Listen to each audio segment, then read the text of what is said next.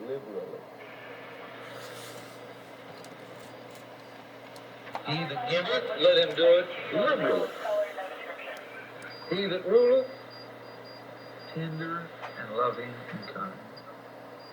So what it says? He that ruleth, hey, do you know that's a gift? Gift of the Spirit. What? I didn't tell you. You preach freedom now. That's right. Freedom in Christ from tradition. But not freedom in the abstract or in the background. God's running a fighting army. And part of his gifts, rulership. He that ruleth, do it how? With diligence. Go get the dictionary on diligence. That literally means stay on their case.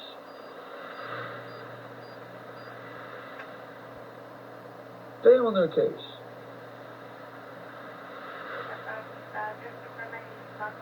He that showeth mercy,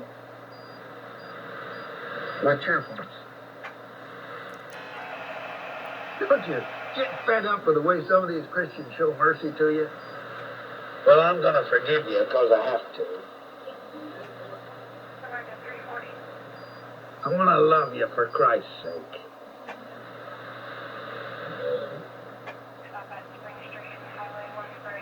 Do you know that someone that's done nothing wrong needs no mercy? Well, Jesus said, if you do good to those dudes, this is Moffat's translation. If you do good to those, I'm just exhorting now. No, I started teaching. Moffat says, if you do good to those who do good to you, what's so special about that? Now, the church just loves to find somebody that doesn't need mercy so they can give it to them. Now, that's the greatest art.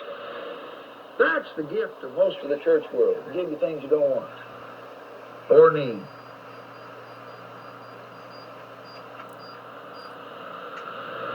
You gotta need mercy. He that showeth mercy with cheerfulness. Let love be without dissimulation. You know what that means? No phoniness and no feigning. Oh, my brother, I love you so much. I love you in the Lord. When you go by, what's he doing here? Love? Have you ever noticed that kind of sloppy agape that's being peddled in the church world today?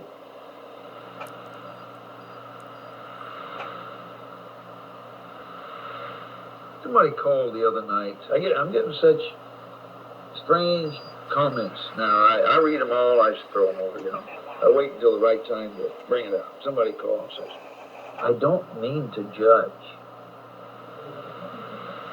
but the gruffness in this man's voice, my spirit is grieved when I hear it.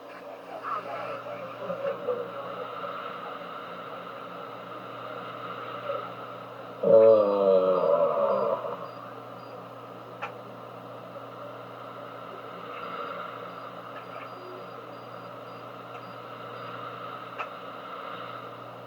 I'd like to have that person sinking in quicksand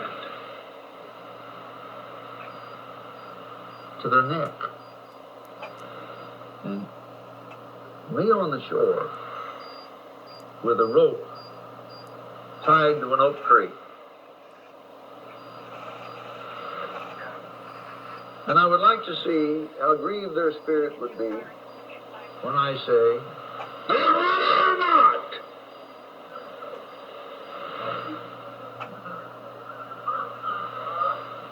No, my spirit is grieved. I'm going to disappear in this sand.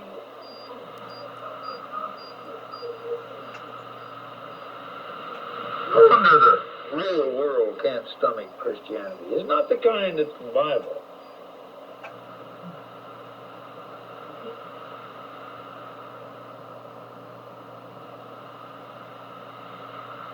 And they love to do this one on you. Abhor that that which is evil. But they want to define the evil. Cleave to that which is good. But they want to define the good.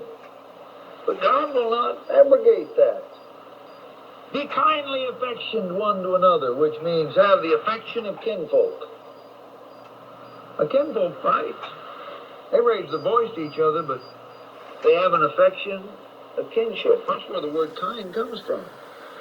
Be kin in your affection. With brotherly love, literally in the love of the brethren, in honor, preferring one another. I wonder how willing those people who say that I don't have love, for example, I wonder how willing they would be to prefer me in honor. They're in the same thing. I mean, the super lovers, they're offering their love as the epitome of righteousness. They should, in honor, prefer. You notice how pushy these loving Christians are? Not slothful in business. God never said he'd make your business prosper if you prayed all day. Fervent in spirit, serving the Lord, rejoicing in hope, patient in tribulation, continuing instant in prayer. Here he goes again, giving, distributing to the necessity of the saints. Let's go back to Corinthians. This is what you see around you.